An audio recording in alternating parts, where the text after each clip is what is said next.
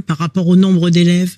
Combien par rapport à 12 millions d'élèves? Vous voyez, ce qu'on attend d'un gouvernement, c'est d'agir, c'est pas de communiquer. Et là, ce qu'on observe, c'est un contraste entre l'opération de communication, de mise en scène, de surenchère, d'affolement des gens, de course finalement.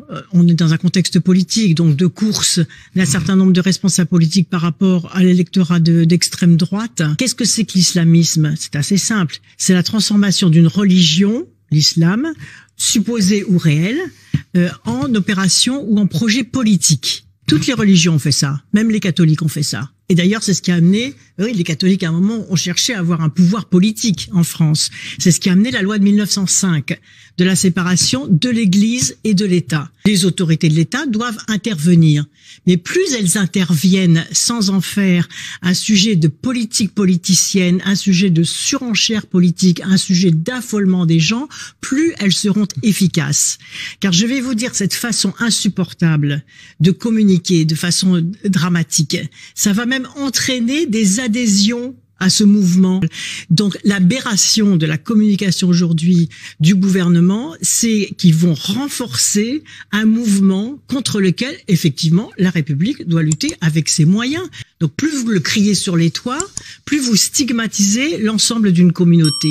Et ce qui devient insupportable, mais c'est un rapport du renseignement, mais qui dit aussi que depuis 2012, il y a une diminution de l'influence des frères musulmans, c'est-à-dire qu'il y a un écart de vérité entre la communication politique qui en est faite et le contenu de ce rapport. Et le complotisme sur les religions qui veulent dominer le monde, souvenons-vous, nous quand même, que c'est ce qui a fondé l'antisémitisme et les effroyables répressions entre les deux guerres. C'était les mêmes mots, c'était la même démarche, c'était le même soupçon. Mais dans les associations sportives, il y a 300 000 associations sportives. On nous dit qu'il y a quelques centaines d'associations, quelques dizaines d'associations radicalisées. Mais réglons le problème.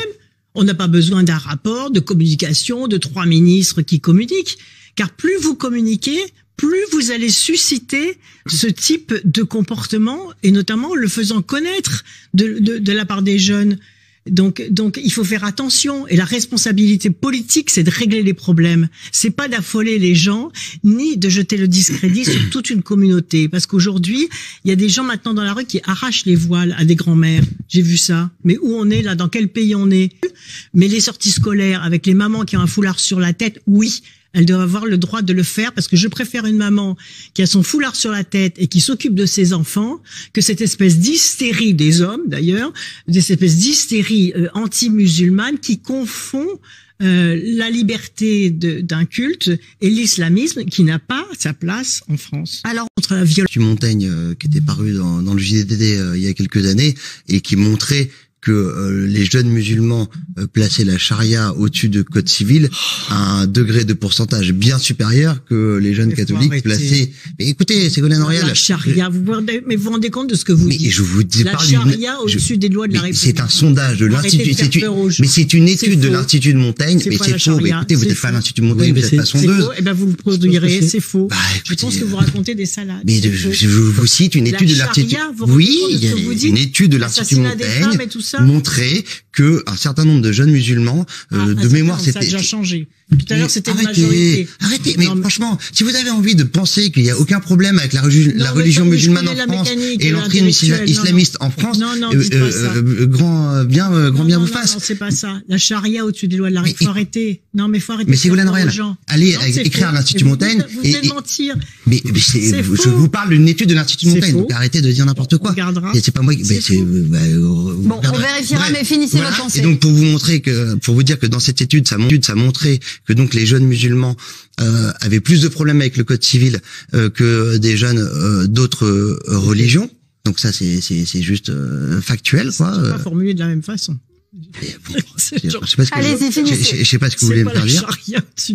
Bref, et donc vous me faites perdre le fil de ma pensée. Contre la violence faite aux femmes, quand j'entends effectivement une opération de communication telle que le gouvernement l'a fait, c'est-à-dire stigmatisant en fait tous les musulmans, parce qu'indirectement ce sont tous les musulmans qui sont stigmatisés, alors même qu'on n'est pas capable dans notre société de mettre fin au féminicide.